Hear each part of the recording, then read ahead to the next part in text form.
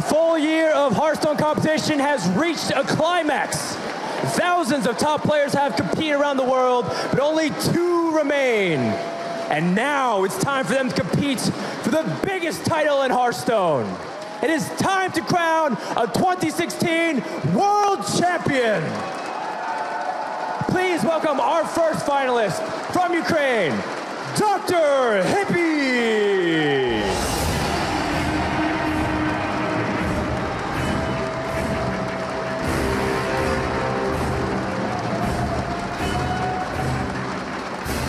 His opponent, hailing from Russia, seeking redemption by becoming the world champion the following year. Please welcome Pavel.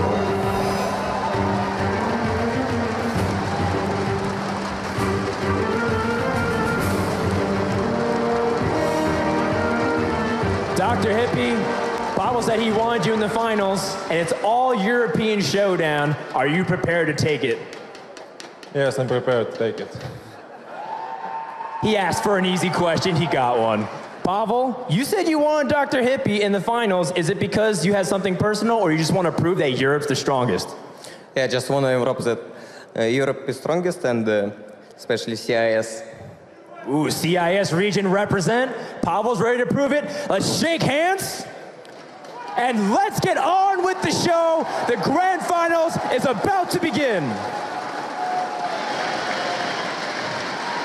Hello, everybody, and welcome to the grand finals of the 2016 Hearthstone World Championship. My name is TJ, and joining me to cast this final match is Brian Kibler. Brian Kibler, how excited are you? I mean, it's tough to top what we've already seen so far today. We've had so many incredible moments in these matches last week, this weekend, but here we are in the grand finals, and this is it. Both these players have spent all year trying to get to this point, and now it's on the line.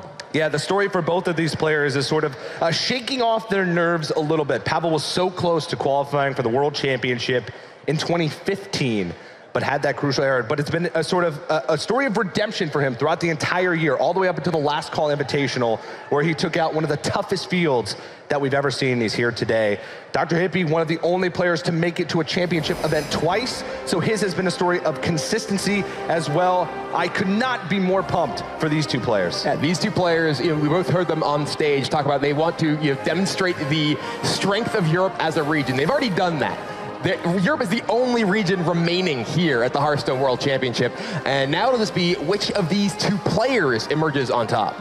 Indeed, and you can see Shaman ban for both players. They have pretty similar lineups across the board here.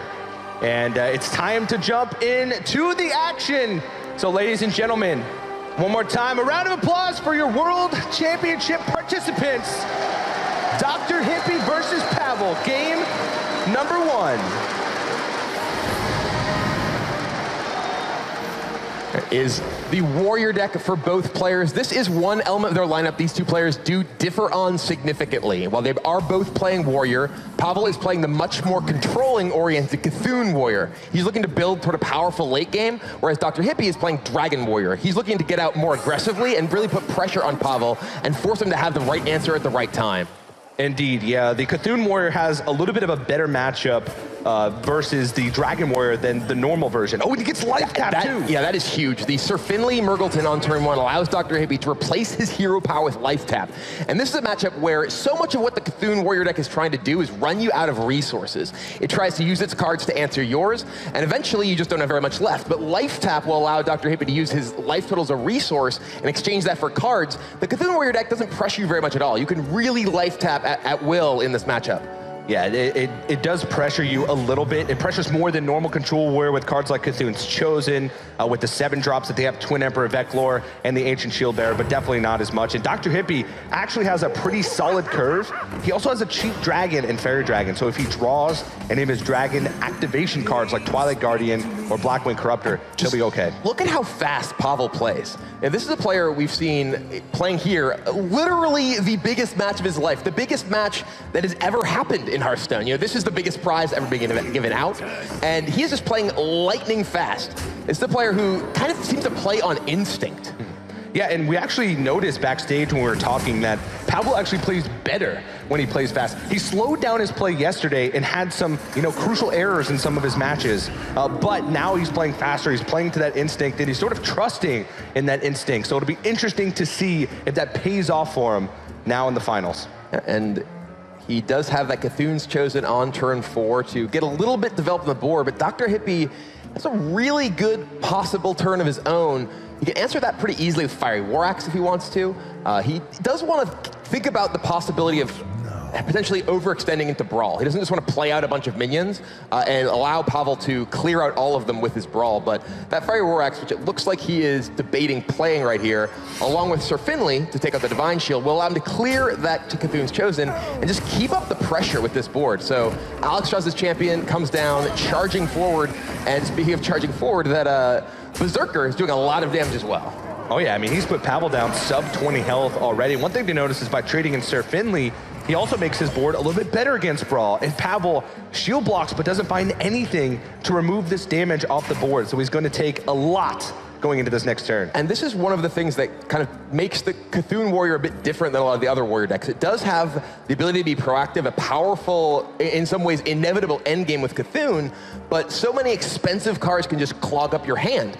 Pavel has a handful of the Shield Bearer, the Cthulhu, the Justicar, the Doomsayer. These are cards that are powerful. The game gets to go a long time, but DrHippi is not looking to make that happen. He's just putting on the pressure right now. And you also lack a little bit of the hard removal that traditional control warriors tend to have, like the Bash. But look at this, DrHippi purposefully putting Pavel on 13 health. Yeah, this is a crucial decision because of Revenge. Revenge, if Pavel were to go down to 12, could do 3 damage to the entire board rather than just 1. And DrHippi with a very heads-up play of ensuring that he puts the maximum damage on Pavel without actually allowing him to get the max value of that Revenge. Yeah, so DrHippi, I believe, is sitting 2 damage off of lethal at the time being, with 12 on the board, 15 from the Fireworks, and 3 from the Alex champion. It puts him at 18 total damage. He just needs 2 more to push it all the way, and he's actually putting below 12. This is the push that he needs. He realizes he can probably get Pavel low enough and has enough gas behind this to make it even through a Revenge. Yeah, this Brawl, too, we just saw the Korkan Elite picked up for DrHippi. He has so much damage coming through, and I don't think there's any way Pavel lives through this. He's down to 8, and there's 2 Chargers plus that War Axe remaining. Pavel doesn't know it, but this is going to be his last turn of this game 1. Oh yeah, and I mean, this is just sometimes what the Cthulhu Warrior can struggle with. If it doesn't draw any of its removal and draws too many of its minions, if it falls behind on board, it has a very tough time catching up. The Brawl came late, the removal never came, and DrHippi was able to pressure enough to bring it home. Pavel's thinking of what his best chance is to survive. Dragon Warrior doesn't necessarily have too many buffs, so killing it is usually the same amount of health as letting it live. Yeah, but we see the Korkan Elite going to come down, and DrHippi will take game 1 of the World Championship Final. Fast and furious as well, as both players playing at a pretty fast speed. But we'll see if Pavel can bring it together and tie up the series as we move into game number 2 right after this.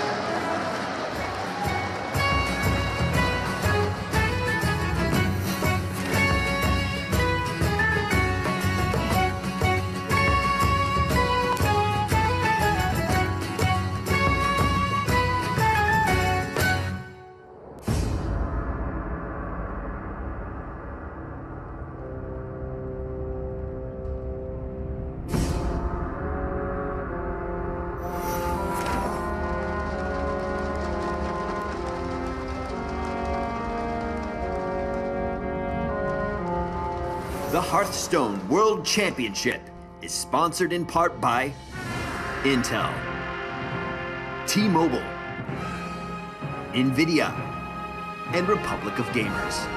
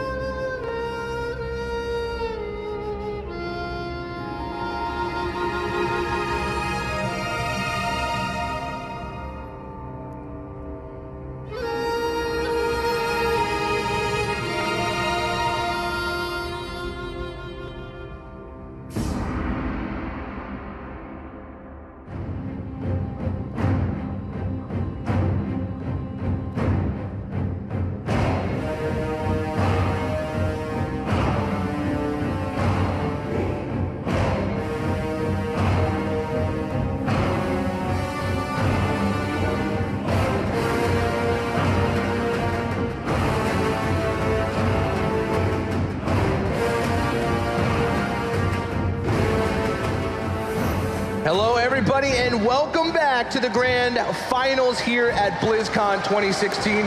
The crowd here is incredible as they cheer on the players who are competing for the title of 2016 champion and $250,000. Give these guys a huge round of applause as they get ready to jump into game number 2. Kibler, Pavel is not used to being behind in the series. He is used to being behind in the series. He's been behind a lot. He actually had 2 matches over the course of opening week and here in the quarterfinals where he was down 3 games to 0 and managed to come back and win 4 straight to secure his spot here in the finals. And, you know, he's down 1 game, so not quite in that situation yet, but still, you know, certainly would rather be in the lead in this series. He has DrHippi right where he wants him. Give him false hope. Lose 3 games, give them false hope. Is that how it works? That's exactly how it works, Brian Kibler. But one card that has been Pavel's best friend over the course of the BlizzCon main stage has been Babbling Book in this Tempo Mage. Pavel has put up some crazy performances with his Tempo Mage deck, and we'll see if he can do just that against one of the decks that it has the most trouble against, and that's the Zoo Warlock from DrHippi. Yeah, the Zoo deck is able to get out on the board very quickly and force the Tempo Mage deck to react fast. One of the things that, kind of a misnomer considering its name, the Tempo Mage deck would prefer to have time. It likes to actually have time to build up resources, build up a hand, build up mana, so it can have big turns with Flamewaker and lots of spells. Basically, it needs 1 turn in the game where it can develop its own minions while clearing the board in order to, you know, be able to answer every threat that the Zoo Warlock can play, which can be pretty tough, though. Yeah, but this is actually already working out pretty well for Pavel here. The Malchezaar's Imp is answered immediately by a coined-out Cult Sorcerer. And, well, generally, you do want to hold onto that coin because it lets you have those explosive turns with Flamewaker. Against Zoo, you can't waste time. You really want to get out there and threaten their minions on the board. And the Malchezaar's Imp is actually a very high-value minion. So if Pavel were to... if Pavel weren't able to, were forced to kill it with some sort of spell here, he does pick up a Arcane Missiles and a Ice Lance from that Babbling Book. So not really great use yet. The Ice Lance could combine with Frostbolt to do enough damage to actually take out a big threat like a Doomguard, though. Yeah, also something like a Darkshire Councilman or anything buffed by Defender of Argus, things like that. It is, you know, a lot of resources to use.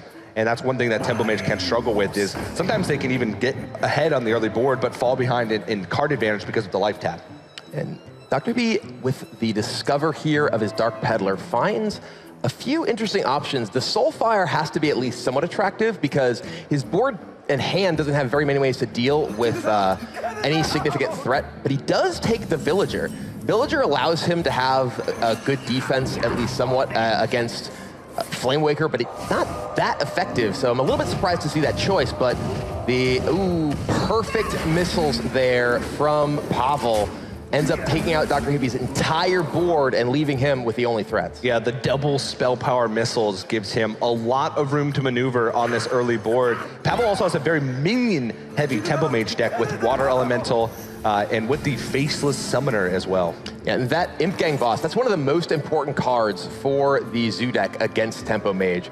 Imp Gang Boss, because it does spawn imps whenever it's damaged, is particularly resilient against Flamewaker pings, against Arcane Missiles, and at least requires awkward use of mana and pings in order to get off the board, even with single target removal like Frostbolt. Also against just the minions that Tempo Mage has. I mean, all of their minions have like 3 attack, which is right below the threshold of one-shotting that Imp Gang Boss. Now, Pavel does have a way to sort of cleanly deal with it with Frostbolt plus a ping now that he has spell power on the board, but his minions are challenged by that possessed villager, and he wouldn't be developing Water Elemental, which would be the strongest play he can make on the board this turn. Yeah, and that possessed villager pickup from the Dark Peddler is working out very well for DrHippi. You know, it did allow him to play these out to the board here, and the Cult Sorcerer, like you mentioned, still challenged, even if Pavel's able to use his removal to clear off the Imp Gang Boss, thanks to the extra body. Well, he's going to evaluate his draw, but Pavel is running out of time, so he doesn't have much time to think. He's probably already thought the return. Flame Strike may not be a good pickup now, but that's one of those cards that can help you swing a board later on in the match. And the cost reduction from Sorcerer's Apprentice allows Pavel to use Ice Lance just to buy time. This isn't going to damage the Imp Gang boss, it's not frozen, but it does protect both of his minions here. But DrHippi has a pretty big moment of his own. Doomguard with a silver... Oh, and it does! The Silverware Golem does come down. He discards it, goes directly into play. A massive tempo swing for DrHippi. He gets both the 5/7 charge and the 3/3 on the board right away. And he holds on to the Crazed Alchemist. I'm actually not sure which one's better in that situation, to discard Crazed or the Voidwalker, because Voidwalker can do wonders in sort of protecting a more powerful minion from the face of other minions on the opposing side of the board. I think that Cursed Alchemist is going to work out really well right here, though. It'll allow DrHippi to swap his Imp Gang boss to kill that Azure Drake, allowing him to keep his Doomguard in play. So this could be a pretty powerful swing from DrHippi. Oh, or there's the Soulfire. Yeah, now he can use his minions to push damage. He can still Crazed Alchemist his Imp Gang boss if he wants to push. One really interesting thing is he has the Crazed Alchemist plus the Abusive Sergeant interaction here. Because the Crazed Alchemist effect is permanent, it will flip and retain the attack you give with the Abusive Sergeant as health. So you can potentially Abusive Sergeant his Doomguard, then Crazed Alchemist it, so you can attack for 7, then flip it to be a 4/7 if he wants. And those would be permanent stats because of the interaction, something we saw with Direwolf Alpha earlier on in the tournament as well. And this allows DrHippi to not only clear off all of Pavel's board incredibly efficiently, but have a super strong Doomguard left over. That Doomguard was damaged, and it was potentially in range of, say, Flame Strike, which Pavel does in his hand, which could he cast next turn. So a huge, huge interaction for DrHippi there. Yeah, definitely, and it was at that 4 health, like you mentioned, for Flame Strike. Pavel, though, does have some pretty decent cards in his hand. Water Elemental's very resilient on the board. Flame Waker plus Arcane Intellect can draw you a lot of those cheap spells that can allow you to push back on the board. Pavel, though, looks like he's just setting up for the Flame Strike here. Yeah, he does have the ability to clear off DrHippi's board next turn, and Hippie, drawing a couple of fairly low-impact cards here, he is in kind of an awkward spot. He does know that it at least looks like Pavel is setting up for Flame Strike. He, of course, knows that there's a Flame Strike in Pavel's deck, so he's probably trying to figure out exactly what he can do to maneuver around this, or if he doesn't feel like he can afford to play around it at all and just wants to deploy his hand. Indeed, yeah. So DrHippi, he has to realize that that Flame Strike is definitely a huge possibility. That Frostbolt on the Doomguard is not a play you make very often. It could block that 5 damage. It could act, or start at the 4 damage now that it's been flipped. And it could act as sort of a heal, but you sort of know what's coming in the back of your head, and this is going to be a big swing for Pavel. All right, yeah, Hippie is just saying, all right, if you got Flame Strike, you've got Flame Strike, and you know what? Pavel's got Flame Strike. A huge clear of Hippie's entire board, and now Pavel is firmly in the driver's seat. Yeah, you can't really blame DrHippi for that one. I mean, at that point, Flame Strike is usually going to mean you lose the game anyway. So you kind of have to act like he doesn't have that, because that's the best play he can make to the board should Pavel not have the Flame Strike. Yeah. So you can't really blame him for going and extending into that spell there. Yeah, the ability to identify when you can afford to play around something and when you have to just let your opponent beat you if they have it is a crucial thing for top-level players. And Hippie looks at the situation, evaluates, yeah, you know what, I probably lose to Flame Strike. If you have it, you have it. And Pavel truly gets the best of him with that. And being getting the best of him, Flame Waker getting the best of that entire board, and Hippie with no cards and just 10 life. This game's all but over. Yeah, I mean, when it rains, it pours as far as Hearthstone goes. DrHippi's going to stay in the game just to maybe, think of what deck he's going to queue up next, but this game is over as Pavel with the fireball to the face is going to take game number 2. And this is a big one, Kibler, because this was a poor matchup for him going in. Yeah, this was definitely not a matchup he was looking to get, but he was able to make the best of it when he did, and he's able to take the series to a tied score of 1-1 here in the finals. Look at that crowd. We have, looks like every single seat is full here in the Hearthstone Arena for the World Championship Finals. This is a lot of pressure for these players. Oh, yeah. I said earlier, the tension is palpable. If these players look out and see all those people rooting for them or rooting against them, even it's a lot of pressure. But we're going to head into game number 3 right after this.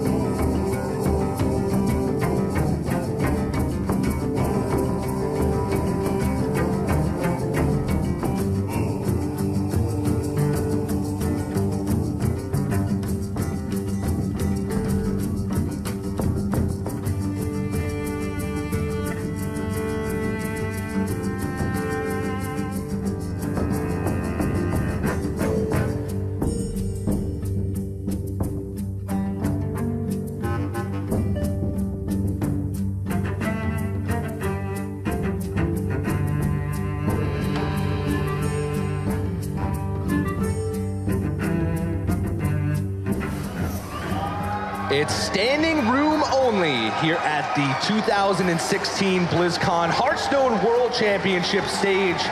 And these players, they're looking very nervous as the crowd cheers them on. It's tied up 1-1, Kibler. It's basically down to a best of 5 for these players at 1-1. Yeah, these players have been working all year to get here. In Pavel's case, this is the culmination of last year too. He was 1 match away from making it to BlizzCon last year. It gave him the motivation to fight to make it here again. He's made it all the way to the finals.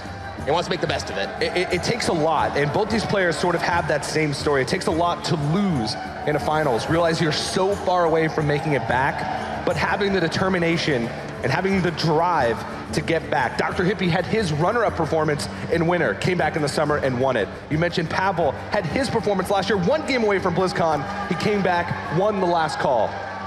And now going into game number 3, Druid versus Druid. It's a deck we've seen a lot of. It's a deck that every single player brought to the World Championship, but hasn't necessarily been the best performing deck. No, especially against Pavel. Yeah. Druid against Pavel has an abysmal win rate. He 4-0'd both Omega Zero at opening week and Amnesiac here on the BlizzCon main stage. So DrHippi, he's got to be pretty scared of what's in store for him with this Druid deck. Yeah, Pavel has had an excellent track record of keeping nature down, has not risen against him very much. But we'll see who is the master of nature here. As DrHippi mulligans into what looks like a pretty bad hand. Yeah, he does have Azure Drake though. That's one of the good cards in the mirror. He does have removal, but Pavel has Wild Growth. He has Fandral. He has Mire Keeper. That hand is looking much better than DrHippi's. Yeah, Pavel has the ability to ramp multiple times. This is a matchup that will often come down to just getting big threats in play that stick. And it's difficult for the Druid to really remove big threats because most of the Druid removal is based on damage. We see the swipes and Moonfires, Wraths. And if you are able to stick an Arcane Giant, if you're able to stick Ragnaros the Fire Lord, it can be very, very difficult for the other player to come back. Yeah, one thing to note about the differences between these guys' deck is Pavel, as we've seen over the course of the championship, has those Dark Arakoas at that 6th slot in his decks, where, you know, DrHippi doesn't. I believe he has an extra copy of something, and he has Baron Geddon as well. Yeah, it is worth noting many players chose to play Ancient of War. Ancient of War is generally accepted sort of the big taunt minion that you play in ramp-style Druid decks, but Pavel disagrees. He wants something that comes down a little bit faster, doesn't rely on him ramping quite as much, but still offers a big taunt body, and it's gotten him very far with that. Yeah, he's been able to fill his curve quite nicely with those 6 drops, but now, I mean, he has Mire Keeper now to even ramp further towards whatever he may draw in the future. One thing you see, doesn't really have plays lined up for the future unless DrHippi were to develop something. If he Mire Keepers this turn, then he could go with something like Fandral Wrath into a potential Mire Keeper for DrHippi on the following turn. And Pavel definitely taking his time here. We've seen Pavel play very fast in most of his games throughout this tournament, but he is taking his time. Druid is a deck that can often have a lot of options because between cards like Innervate and the modal cards like Wrath, you have a lot of different ways you can piece together your turns. Yeah, DrHippi is going to ramp, but he just doesn't have too much substance to his hand. He's got Azure Drake as his only minion. He's got plenty of removal, but that's going to force him to sort of play reactively for most of the game unless he picks up big minions to play very quickly. Pavel's going to go ahead and play his Azure Drake rather than play Fandral. This does set him up pretty directly into a swipe from DrHippi here. I think he may be trying to get more value out of Fandral, perhaps trying to set up Fandral with Raven Idol in order to get card advantage. Could also try and set it up with Feral Rage. Feral Rage is usually a tool that is used to remove Azure Drakes and Mire Keepers in this matchup, and health can matter a lot when we get to the later turns because of Malagos. It's also possible that he's trying to save the Fandral plus Wrath specifically for an Azure Drake. Yeah. Because the spell power from Azure Drake is extremely important with the number of damaging spells that are in the Malagos Druid deck, and he can line that up pretty specifically in order to answer the Drake. Yeah, and at the moment he doesn't have any other way to answer in Azure Drake, where he did have the way on the board to answer the Mire Keeper. So definitely planning ahead here for Pavel, it seems. Let's Starfire takes that, and there's a Raven Idol. So immediately for Pavel, he is rewarded for his patience with Fandral, and is able to get a double discover with his Raven Idol here. That takes pretty much just the highest impact minion available. This is a matchup that can come down to just who has a big thing. None of those were big, but Mount Raptor's the biggest. Yeah, one thing that gets a little bit interesting as this game moves on is that neither of these decks packs hard removal, but they all have big threats of their own. So it comes down to sort of a war of giants later on. If you can, you know, be the first one to play giants, if your opponent doesn't have removal for it, you get a big initiative. But at the same time, if you do have removal for your opponent's giants, that puts you at a big advantage. And Pavel's gonna go ahead and coin out that Raptor here. It does make his board a little bit awkward for Hippie to deal with. The swipe plus hero power will be able to take out the Fandral, but not necessarily take out the Raptor as well. But he does have the ability to innervate out swipe with the spell power now from that Drake. And that can take out both of them, but it will leave a minion behind thanks to the death rattle of the Raptor. Yeah. We'll see what it is. Usually not impactful. Oh, Angry Chicken in the World Championship Finals. Let's hear it for Angry Chicken.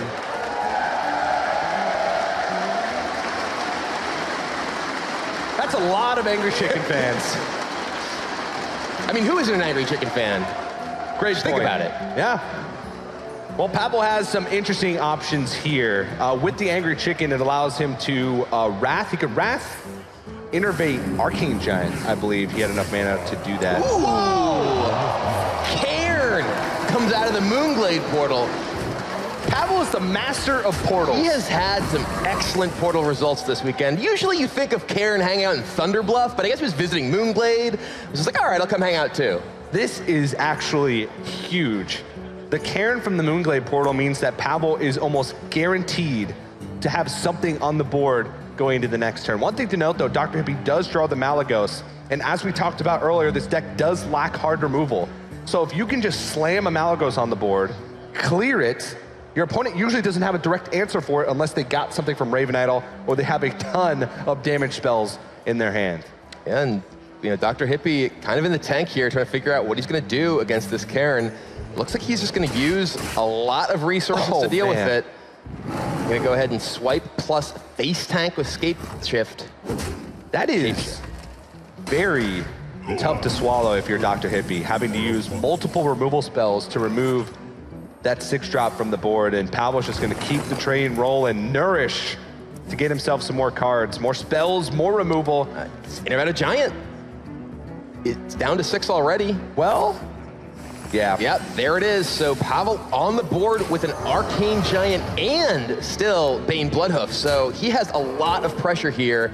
It's not gonna be easy for DrHippi to answer. No, he does have Yogg-Saron. It's still a turn away, and actually it's relatively early in the game. He hasn't casted too many spells so far. But it is sort of that wild card in this matchup. Both players have it in their deck. There was a lot of players in opening week who chose not to bring Yogg-Saron, and there was sort of a mix and match. Some players got rid of it, some players put it back in. A lot of players are still undecided on whether or not that card is worth it in their competitive decks because of its inconsistency. Yogg-Saron is the card that, prior to the change, was very effective at generating resources because you could draw a lot of cards, put a lot of secrets in play, even if Yogg-Saron did end up killing itself. But now it's pretty much only a card that's good when you're behind in a game, and even then isn't reliable in terms of a way to answer your opponent's threats. But for Druid in particular, Ramp Druid, you could often really struggle to deal with a big board, and Yogg-Saron offers the ability to do that in worst case scenario. Yeah, and DrHippi uses the Nourish to try and draw into some more removal.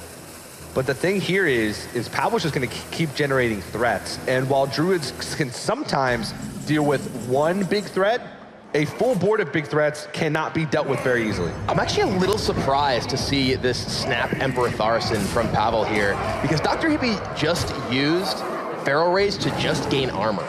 That is about as much as you can telegraph the fact that you're about to play Yogg-Saron as I can imagine, but Pavel does get the discount on swipe and living roots. That does make his own Malagos win condition much more powerful later on. So if Dr. Hippie does choose to go with Yogg-Saron this turn, it will be a 7-spell Yogg-Saron. We see just drew a 5-cost Arcane Giant. A little bit of math there. He can make it more. Yep. It looks like he's going to make it at least 8. He's not going to use Moonfire and Living Roots, though, but this is an 8-spell Yogg-Saron. All right. Bow down to the god of death. Whose hopes are ending here? Uh-oh. Innervate. Oh, Ancestral Spirit. Oh, no! Another Innervate. Tracking. Now, keep in mind, tracking can actually skip over his Malagos that's in his deck. So there may no longer be a Malagos in Dr. Hippie. Fortunately for Dr. Hippie, he does have it in his hand. Well, so it could skip over a big minion. This is actually incredible. Dr. Hippie killed nothing. He actually resolved the entire Yogg and nothing died. In fact, he just gave Emperor Thorson another life. He did remove his ability, but that was absolutely not what he needed from that Yogg-Saron. Yeah. There's 17 damage on board. I think Pavel just has lethal here pretty clearly from his hand. Oh yeah, that's a lot of spells. Oh yeah, this is just going to be it. So Yogg does not answer Dr. Hippie's prayers, and Pavel takes the lead 2-1. Impressive stuff from Pavel. Gets the first threats on the board, and Yogg-Saron is not enough to stop him in his tracks. This is one of the first times we've actually seen Pavel ahead in a series, Kibler. Yeah, he is, in the driver's seat here. He's had an incredible showing just coming off of his win against Jason Joe in the semifinals, and he looks in winning form right now. All right, well, game number 4 is going to come up in a second right after this.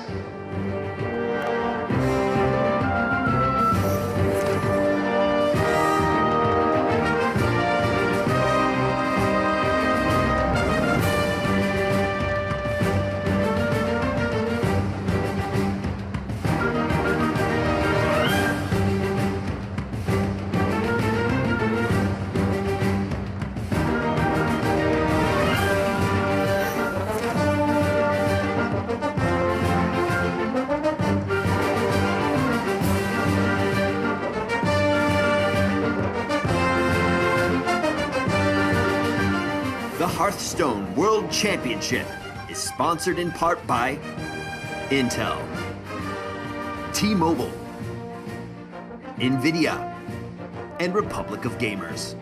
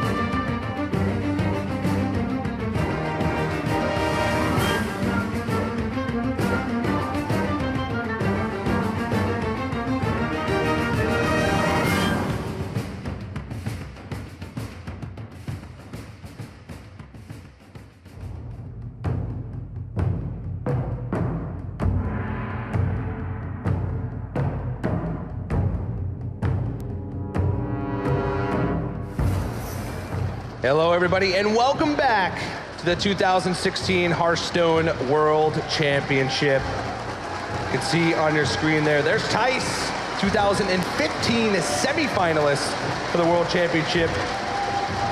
Made it to opening week as well this week. You can see the crowd. Brian Kibler, I am pumped. Yeah, this crowd is pumped too. We see all kinds of signs supporting each of these players. A Noyotron ready to say hello. Indeed. It's so cool to see everybody come out here and support players, not even from their own region. I know we're in the Americas, but I know there's a lot of Pavel and Dr. Hippie supporters in the audience. If you want Dr. Hippie to win the World Championship, get as loud as you can right now.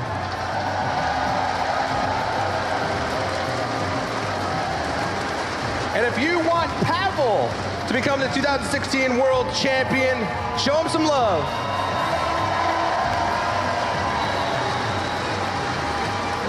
I don't know who comes out on top of that. A lot of support for both these players. And these are players who, they're used to playing in a very different environment than this. We've heard the crowd cheer every time there's a dramatic moment all weekend. And most Hearthstone tends to be played kind of by your hearth at home. Yeah, it tends to be played in your underwear, at your computer. Maybe for you. I'm streaming, man. I got to put pants on. We can't see you from the waist down, Kevin. One thing, though, is I'm waiting for a world champion participant to request to be able to play on stage in their underwear. It hasn't happened yet. It's like, excuse me, could you just put like a curtain here? But we are ready. These players are clothed and into game 4. It will be Pavel with his Cthulhu Warrior deck that he failed to win with moments ago against DrHippi, going with try number 2 with his Druid. Yeah, now this one is another tough matchup for Druid.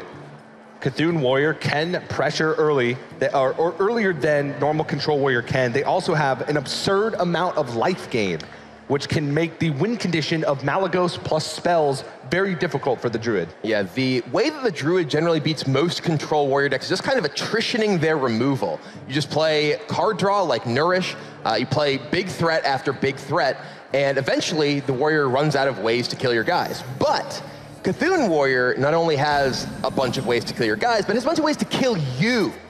And Pavel's gonna be looking to put the pressure on himself. Not with this hand, though. This hand is a little slow for Pavel. No, he doesn't have any of those Cthulhu activators. He doesn't have Cthulhu Chosen, Beckoner of Evil, well, Disciple of Cthulhu. But as I say it, he draws one still a little bit of a ways away from activating the Twin Emperor of Eklor or the Ancient Shield Bearer in his deck.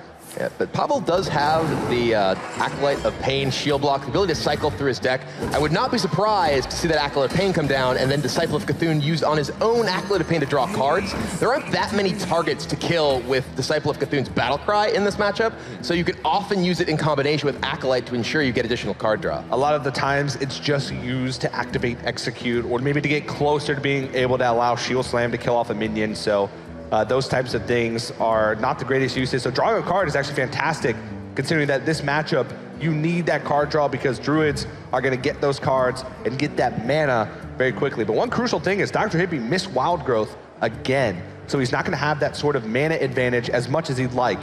He can still coin out the Mire Keeper here, and it looks like that's exactly what he's gonna do. Yeah, Mire Keeper will get DrHippi a little bit closer to his bigger spells, so he'll be able to get it to 5 for either Nourish or Azure Drake next turn. And yeah, this will allow Pavel to use that Disciple as removal, cycling through his Acolyte, so not getting 2 cards, but still able to get the removal effect at least of the Disciple and powering up his Cthulhu as well. One thing that's worth noting about DrHippi's specific build of Druid is that he's playing a build of Druid that's much more designed to be good against aggressive decks and not nearly as good against Control Warrior.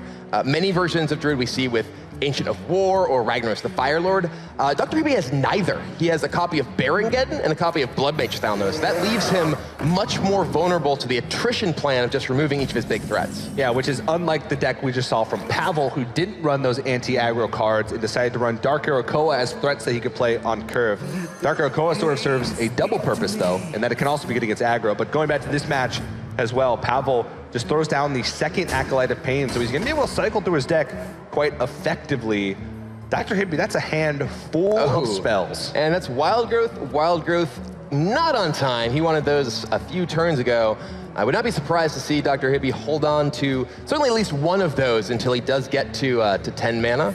But it looks like he's gonna go ahead and ramp a little bit and then clear off what he can of Pavel's board. He wants to deny Pavel from getting additional card draws from this Acolyte, so he's gonna expend resources dealing with it here.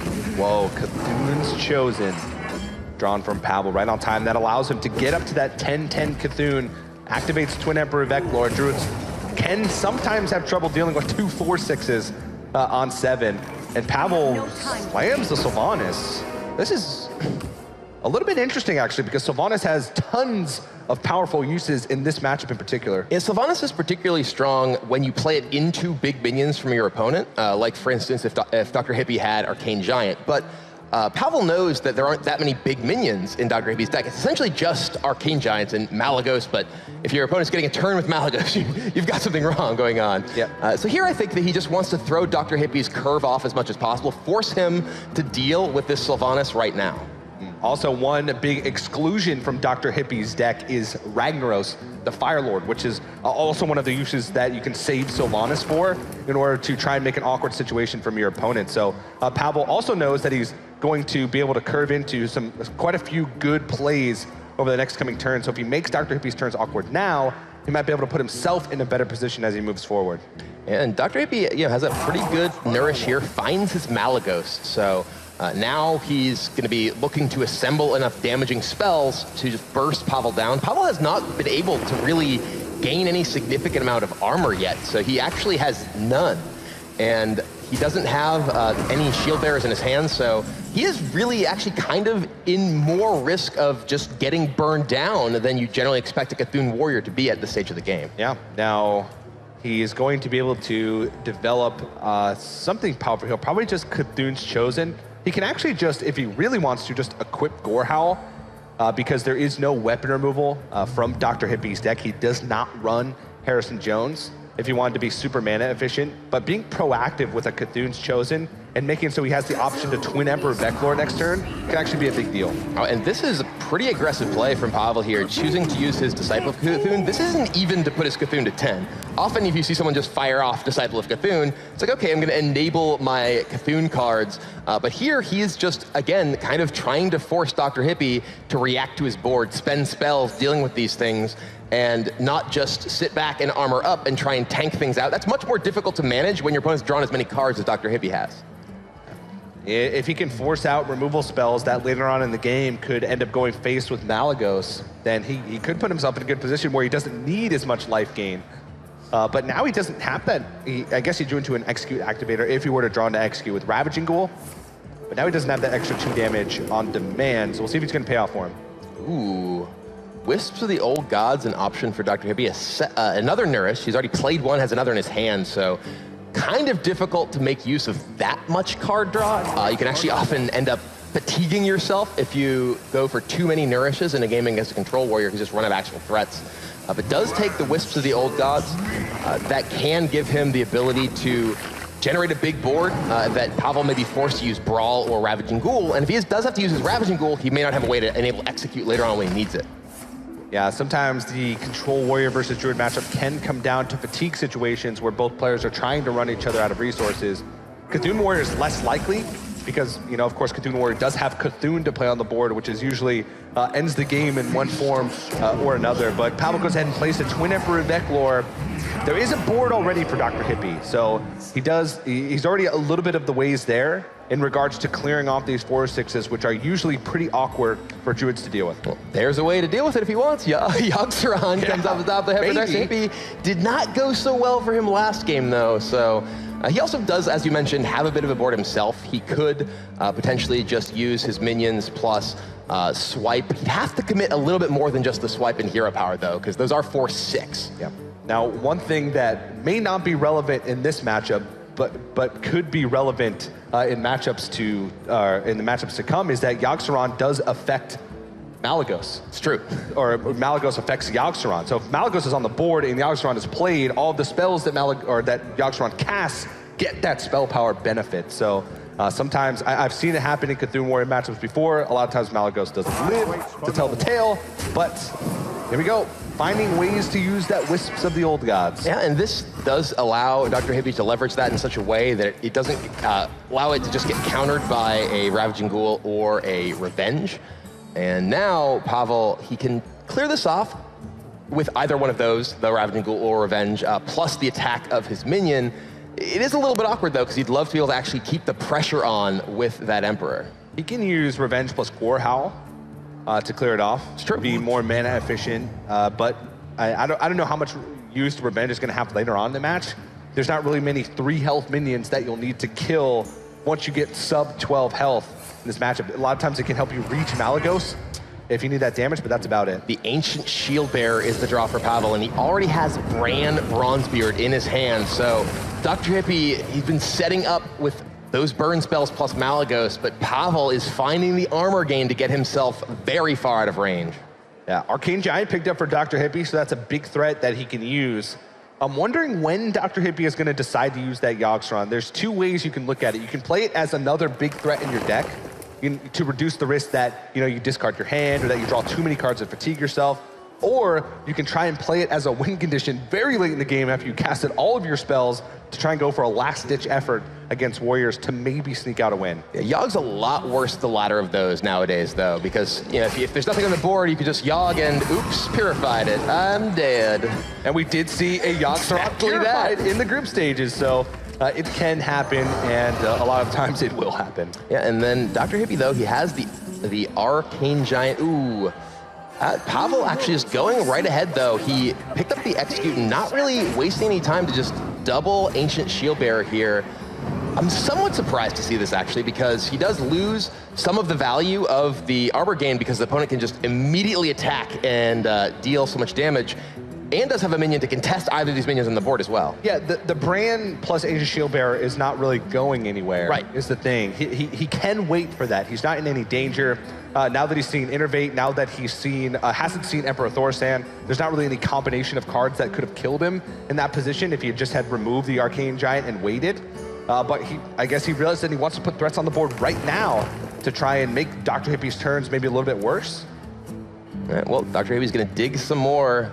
Ooh, picks up Fandral with a Raven Idol. That can be a pretty big way for him to gain additional threats later on. We were talking about how he can run the risk of just having all of his major threats exhausted, but the Raven Idol plus Fandral can pick up maybe something like Force of Nature plus a minion, and that could be a very big deal in that kind of game. Oh yeah, it can give you that gas that you need to finish out a game, but whoa, this is getting a little awkward for Pavel. Pavel does not have a Shield Slam, and there's 2 8/8s on the board. He could go for a Brawl that could go very badly for him. Unlikely to go very well. He has a 1 in 3 of things going very well, but he could effectively trade his 6/6 for an 8/8, most likely if he did Brawl.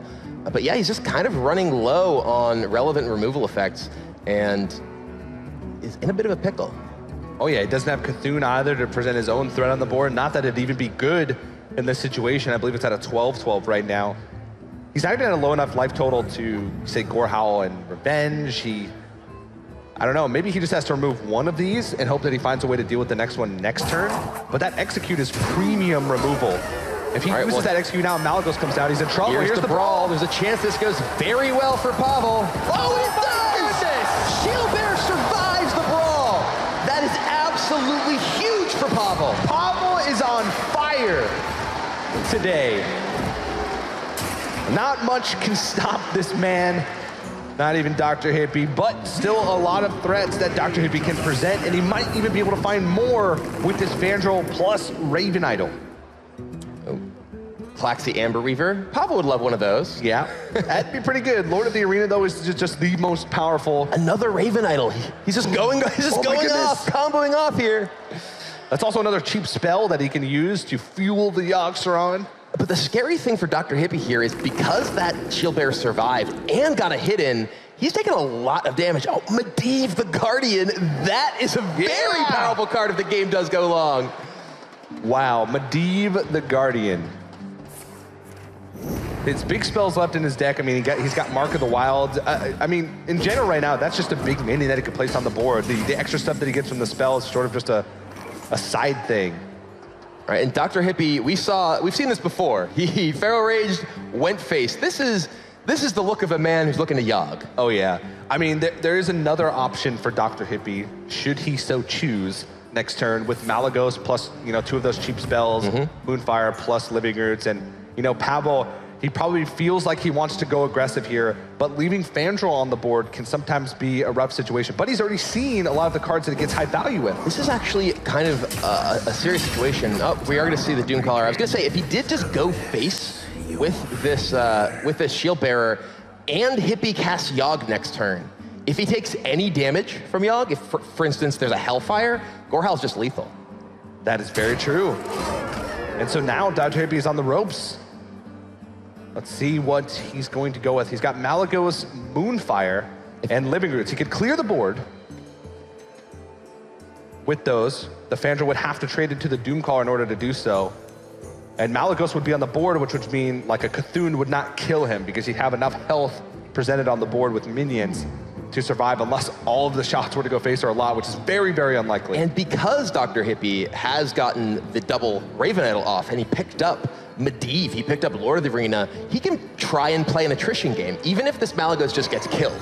He's not reliant on just using these, a little bit of a misstep from DrHippi here. He actually uses... Maybe not. Maybe no, he's playing around Brawl. Yeah. Actually, maybe not a misstep at all. This is, looks on the surface, you think about it initially, oh, missed 2 minions. But this means there's only Malygos in play. So a Brawl from Pavel does nothing. Yeah, very good point, very good point. He's forcing Pavel to have direct removal, whether it be a shield slam because he has the armor for it, or that execute. And one thing about Ancient Shield Bearer is it's also just a big threat. It's a 6/6. It's something that DrHippi has to deal with. And Pavel saw that DrHippi didn't really struggle, but used a lot of resources to kill the last one, the last board. And Pavel here with Gorehowl, though, able to take down Malygos and still have that Gorehowl equipped. And that Gorehowl can represent damage either to remove a big minion or just go to Hippi's face. If he does find Cthulhu, it could be pretty big, but DrHippi, he discovered Medivh and Mark of the Wild in the same Raven Idol. He's actually able to generate a 9/9 taunt and a 2-drop minion. A 2-mana minion. This is, if it's Doomsayer, well protected here. Oh God. Oh no. Don't say it, TJ, don't say it. Okay. Just a Dustboar. Just a Dustboar. Oh, I'm so sorry. 4/1. You don't get much more attack than that in a 2-mana minion. That's and, very true. Frankly, Pavel has no easy to remove it.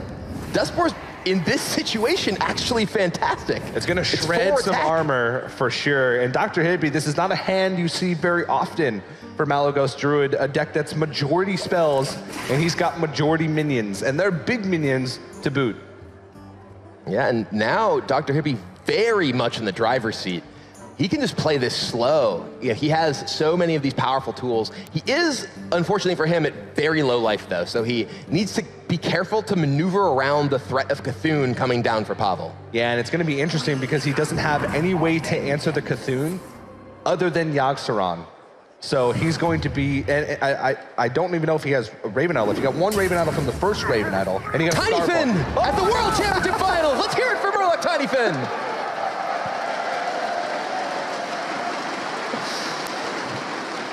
Maybe he'll live up to his dream of being able to provide lethal damage for his owner. Pavel is clearly brawling next turn. Will the Tiny Finn win the brawl? Oh, that's the big question. Here it is. Oh! Medivh is the winner. Tiny Finn goes down, and Pavel looks like he might be going down to the Guardian himself. DrHippi's still not out of the woods yet. He's got a lead, or what appears to be a lead in this series. But there are some crucial draws still left in Pavel's deck. He's got some hard removal left. And we saw a brawl earlier this game go exactly how Pavel needed it. That was exactly the worst case scenario for him there. And he's got to figure out a way to get back into this game, because he's facing down not just a huge threat, but a huge hand of cards with very little remaining in his own tank. It looks like he's going to try to rely on the Ravaging Pool to trade in, and that hurts. This is, ooh, though, DrHippi, he is running low in his deck. So if Pavel is able to answer these threats, it could mean that DrHippi goes to fatigue. And, you know, if Pavel, there are still cards that he has to account for, like Yogg-Saron, but as far as he's concerned, he can sort of count what's up. Oh, wow. Is he doing it? Oh dear, Yogg-Saron. Uh-oh, that could go wrong. No, it goes completely right for DrHippi. And now, all right, and Yogg's down. Okay, that effectively, Yogg was Starfall. Yogg removed, but that's actually not that bad, because cat trick too. Yeah, it did play a cat trick as well, and that does protect his Medivh the Guardian from being traded into. So now Pavel's forced to face tank that, take 9 damage. There's still a Cthulhu in Pavel's deck, but DrHippi is out of cards. His last card is going to be Living Roots. Can DrHippi do it? He does not have many cards to work with. Can use the innervate. It's going to dig a little bit into fatigue because of the draw from Azure Drake. Living Roots will take out the Beckoner of Evil. He gets a Wisp. We've had all kinds of stars here on stage for the finals so far. But, I mean, this is it. He can't even play Baron Geddon because that means... Oh, it's Cthulhu! And Cthulhu Right on time. Cthulhu destroys DrHippi's board and DrHippi. We're going to game 5. Pavel leads 3-1. DrHippi tried to rely on Yogg-Saron, but the old god was not having it today, as Pavel takes a decisive lead in the series. Yeah, we saw some huge moments go the way for each of those players. One brawl went Pavel's way, one brawl went DrHippi's way, but the game went Pavel's way. Indeed, and now he's one game away from becoming the world champion. We'll see if Pavel can win a championship title right after this.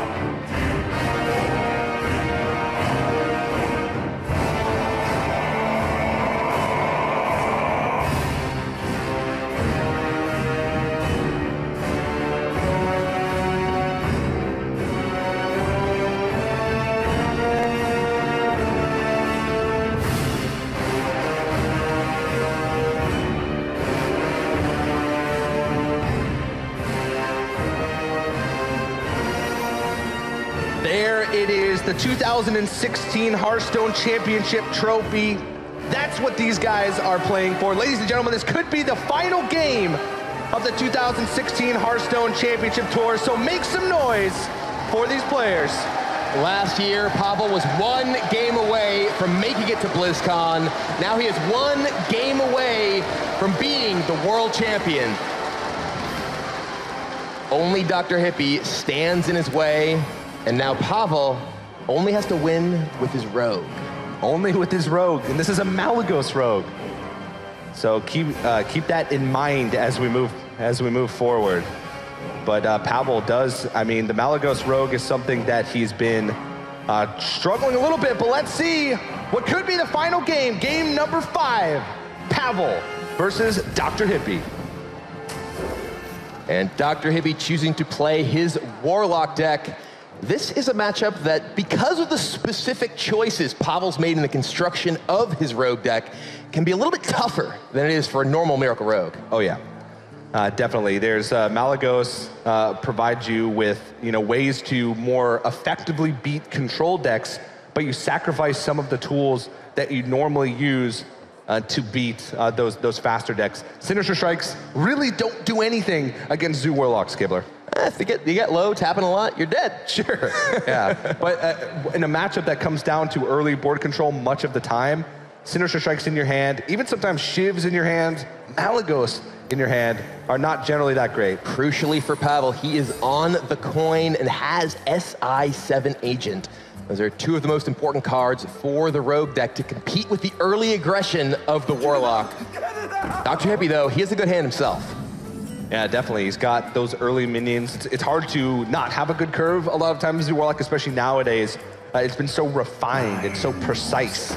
A lot of Zoo Warlock decks are running more than 10 1-drops nowadays, which means that they're guaranteed to have good starts a lot of the time. Yeah, and DrHippi, with his 1-drop into that Dark Peddler, trying to decide exactly how he wants to take this on. Argent Squire gives him some resilience. The Runic Egg gives him perhaps some extra gas if he needs it. And Malchezaar's Imp, if he can find one of his cards that synergizes with discarding, could give him a little bit of extra fuel in the tank as well. Yeah, Malchezaar's Imp, though, is pretty resilient as well as Argent Squire, and it also provides that extra benefit out of these three options, I'm looking at Malchezaar's Imp to be one of the best. I think Imp is particularly attractive. You even have a second copy of Dark Peddler, and you have a Defender of Argus. So the Dark Peddler can get you, say, a Soulfire that can combine with the Imps to both remove something and dig you to the gas. The Defender of Argus can pump those up. He picks the Runic Egg, though. Okay. Well, I guess he does think that he's going to need that gas to get through, but Pavel does have, like you mentioned, on the coin, able to coin out that SI7 agent to deal with the Dark Peddler. He's ahead on board for the time being, which is so crucial in Rogue versus Zoo. Yeah, and the Dark Peddler for DrHippi finds no Abusive Sergeant. There's no Soulfire. He does not have the ability to answer this SI7 agent right away.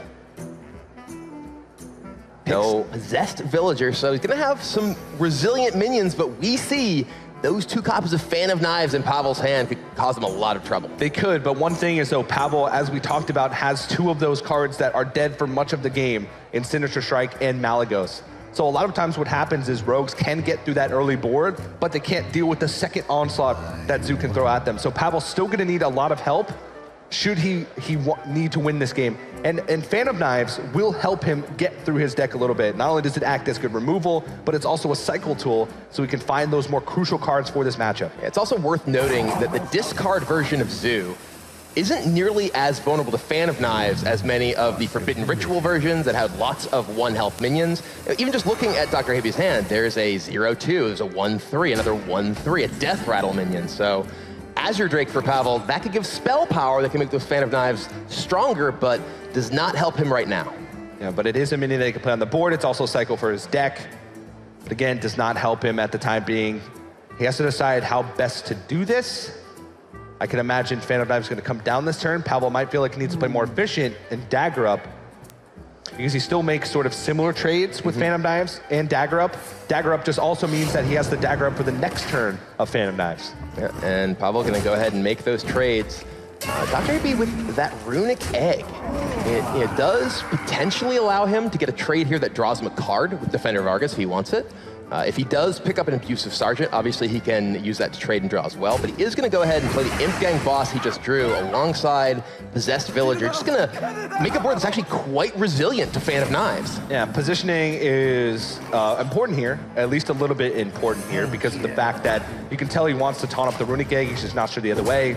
Putting Possessed Villager on the side also means that your Death Rattles die more conveniently for things like Direwolf Alpha when you want to go outwards in. So definitely DrHippi paying attention to that. Not that it's going to be too crucial in this next turn. Yeah, but Pavel with that Tomb Pillager off the top, crucially filling out his curve here, allowing him to contest the board with that 5/4. And DrHippi now, Silver Golem was not what he was looking for. No, not at all. And he was hoping that Pavel wouldn't have Tomb Pillager, because that is a card that can wreak havoc. 4 health can sometimes be a little bit awkward for Zoo Warlocks to deal with unless they have Soulfire, and also it means that they get a coin. So Pavel can leverage that with cards like Gadgetzan Auctioneer, with cards like Edwin Van Cleef, or just, you know, being able to use multiple spells. There's Blood Mage Thalnos, that does enable a spell-powered Fan of Knives right now. But how effective is that? Yeah, Hippie's board is not that vulnerable to a Fan of Knives. He has a bunch of 3 health minions right now. And Pavel only able to remove a little bit of damage, so I was gonna say Doomguard with the best draw for Hippie, and it's Doomguard. He has exactly enough mana to play Malchezaar's Imp, Doomguard discarding the Golem, drawing a card. That was a huge draw for DrHippi. Draw a card, develop a 1/3, a 3/3, and a 5/7 with charge No in big the same deal. turn. And DrHippi, though, still taking his time. Yeah, these are the types of things that, you know, there's so many times where Doomguard won't, you know, discard the cards that you want. And that's the risk that you take when you play the discard Warlock. But this is an incredible and he draws hand. another Doomguard. DrHippi back against the wall. Here it is.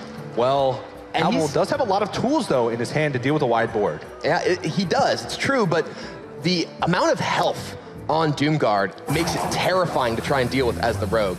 He does have the ability to potentially Shadow Strike it, but if he does attack into the Azure Drake, now Shadow Strike's off the table. So that Doomguard is going to require some actual removal, and it's difficult to deal that much damage in Pavel's shoes.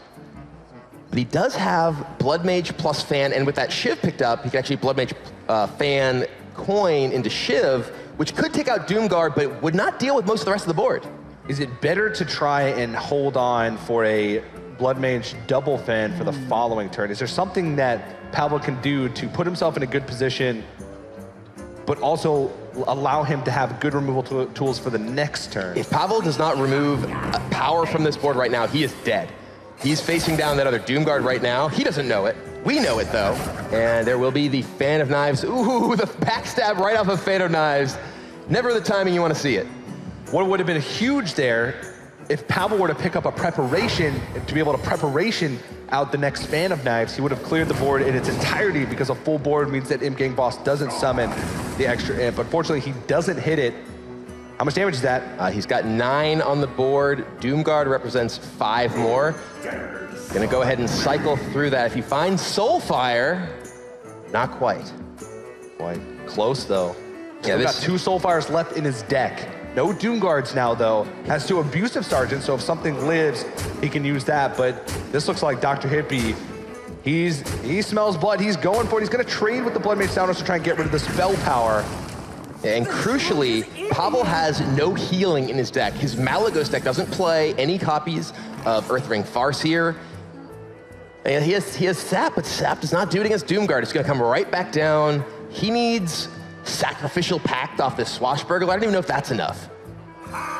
We'll see what he can pick up. Karakazam, that is not going to do it. Not quite. Pavel does not have the tools to get rid of that Doomguard.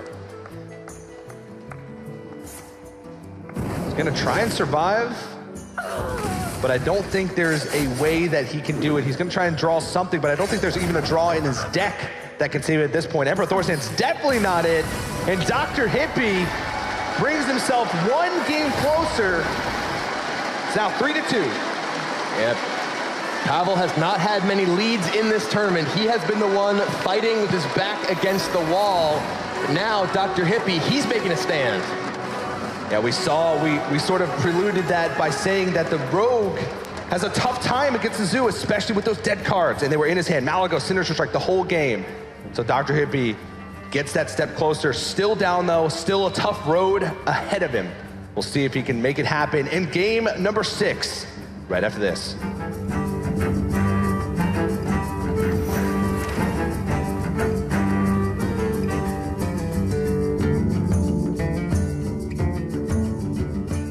The Hearthstone World Championship is sponsored in part by Intel, T-Mobile, NVIDIA, and Republic of Gamers.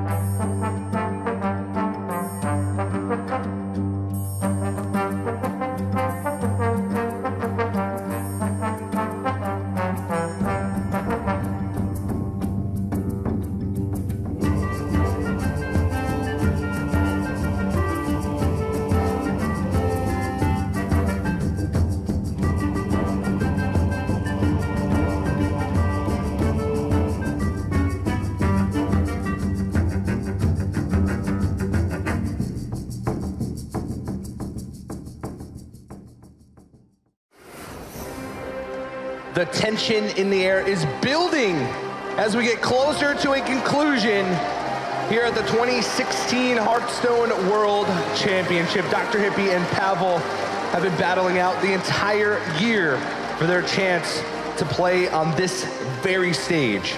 Pavel has the lead 3-2, but he's got that rogue deck left, and we've seen it struggle at times across his run through BlizzCon. Yeah, this deck is very powerful, has the ability to do huge amounts of damage with that Malagos Burst, but he needs to find some ways to deal with the aggression coming out of DrHippi in these games. All right, well, here we go, jumping into game number 6 of the final series for the 2016 Championship Tour. Let's see if Pavel can become a world champion or if DrHippi is going to take this one to a game number 7. And DrHippi going with his Druid. This is the deck that Pavel feasted on to make his way to the final. He, in 2 straight matches, beat Druid 8 times.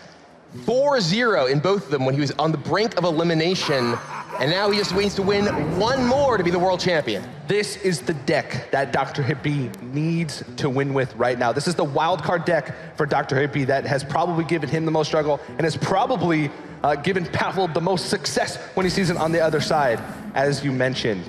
He does start off with the Swashbuckler. Bite can be a decent removal tools, but you know, this deck isn't really about the minions, so I'm not sure how happy he is with that Swashbuckler pickup. Bite can be interesting because it does give you tools to deal with Azure Drake later on. True. You don't necessarily have to invest actual resources. Getting something off of the Swashbuckler that can deal with that can be pretty big. It can also deal burst damage. Yeah, true. And I think Pavel is going to breathe a sigh of relief when he sees that DrHippi has missed the wild growth again with this Druid deck. He does have Nourish and he does have Innervate, so he's got plenty of ramp tools along with the Mire Keeper to get him that mana, to get him those cards that he needs. But this turn 2 has sort of been a big whiff for DrHippi in the series. Yeah, he has definitely struggled with this Druid deck. And now I think he's debating perhaps whether he wants to use his Wrath here, just cycle through, try and find perhaps some actual ramp. He does have a Mire Keeper, and that also the option to potentially innervate out a Nourish on a future turn as well to get his mana going. But the problem if you do use your Nourish early for ramp, you can run low on cards, but ooh, DrHippi, he is just going to ramp up, get Nourish online, and as we were saying, you know, this can lead you to potentially running low on resources later on, but he's looking to take control of the game with tempo right now. Yeah, this makes powerful draws from the top of his deck much more powerful because he has the mana to utilize them. He can also keep ramping up with Mire Keeper. He does have Wrath as cycle, but he needs some help. He needs second Nourish. He needs Azure Drake. He needs more tools to increase his hand size. And we see Pavel pick up a second copy of Sinister Strike. We saw that kind of rotting in his hand last game and mentioned that the sort of greed of this Malagos rogue deck can lead it to have dead cards this stage of the game, and Pavel, he's got both of them in his hand.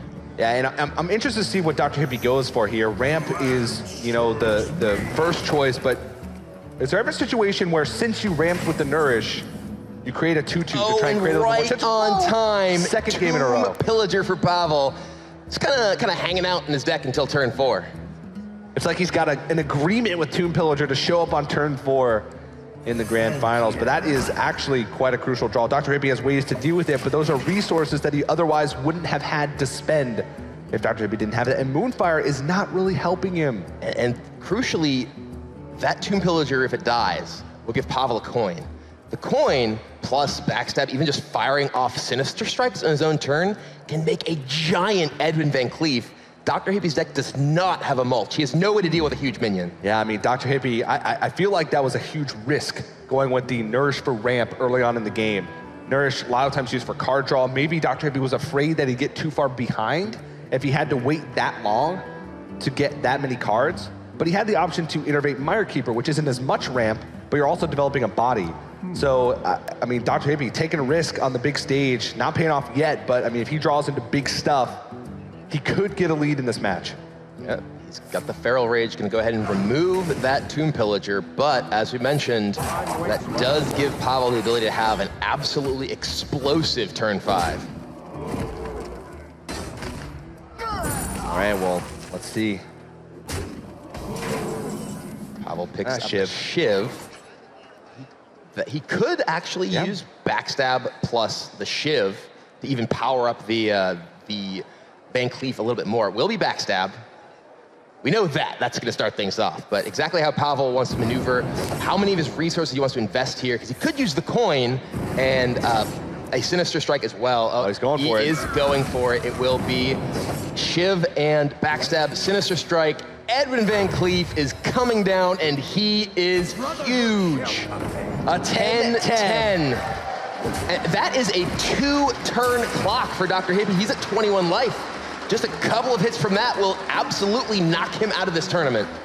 That is so big. Pavel on turn 5 was able to create a 10-10 Van Cleef. DrHippi would need to have sort of the perfect answers here to deal with it. If you count up even all the removal he has in his hand, it's only 9 damage from spells. So he would have to base tank. He actually goes for the draw, but now he just has to rely on this Arcane Giant and hope that Pavel doesn't have a sap to remove it. But he does. Yep. Pavel actually, he's very, very close to just finishing the game off with Bite plus Sinister Strike as well. He has 7, 8 more damage he can do this turn. He could put DrHippi down to just 3 life, but he could also just sap plus Barnes and all but assure that DrHippi would be dead next turn. I mean, you saw Pavel, he gave like a big sigh, realizing that he was that close to winning the World Championship. DrHippi's at 11 health, and he saw last turn, he gave away the fact that he had no way to deal with that Edwin Van Cleef. He played the Arcane Giant with the hopes that Pavel wouldn't have a way to answer it. But he does, he's got the perfect answer with the sap. Yeah, Buys him 2 turns. And he doesn't even need 2 turns, he just needs a single window to connect with Edwin Van Cleef one more time. And he's making sure that he puts on as much damage as possible. So even if DrHippi finds a way to deal with Edwin, it means that he has enough damage in his hand, plus the SI7 agent, to have lethal damage. DrHippi needs a miracle. He needs Raven Idol swipe. That does not look like he has quite enough. He can take down the Van Cleef, but he has no way to survive the following turn. Yeah, he can take down the Van Cleef with the spells that he has. I mean, of course, from his perspective, he can survive, but Pavel has Bite. That's 4 damage. He has Sinister Strike, that's 3 damage. He'll have the SI7 agent on the board, that's 3 more. That's plenty of damage to end the game. And we said Bite looked a little innocuous off the Swashbuckler earlier, but it will be Pavel with that Bite burst. This is the last turn for DrHippi for the World Championship, and this is the last turn before Pavel. He will do it. The Bite, the Sinister Strike, the attack. Pavel is your 2016 Hearthstone World Champion. 1 game away from BlizzCon last year, comes into this year and wins the World Championship. He took his near miss last year as inspiration, motivation, and it took him all the way to the title, all the way to the trophy. He is now the champion. What an impressive performance from that young man, and Dan is standing by on stage with our champion. Congratulations, Pavel. I present to you the 2016 Hearthstone World Champion. You worked hard this entire year, battling out over thousands of people, and now you've won on the biggest stage. What do you have to say to all the fans who are watching around the world? Thanks everyone for this huge support. I'm really appreciate that. Yeah. Super happy that I win. I bet you are. What went through your mind during the last few moments of the match? One more time, please.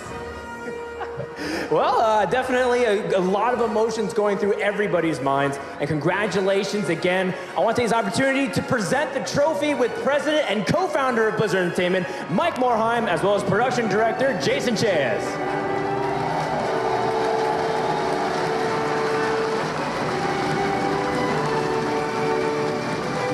Pavel, we would like to award you this trophy on behalf of Blizzard Entertainment, on behalf of the entire Hearthstone community.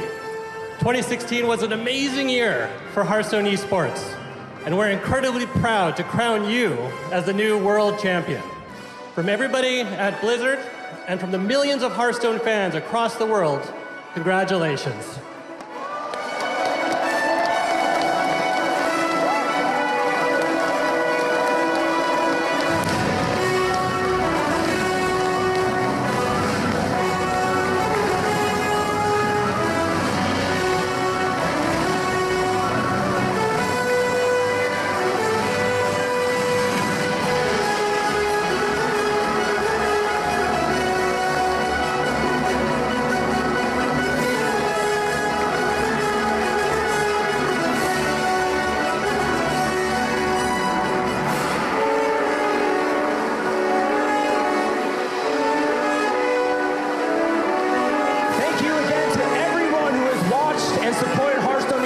This year. We cannot wait to see what's happening in store for 2017. But for now, please join me in one final round of applause for our world champion, Pavel from Russia.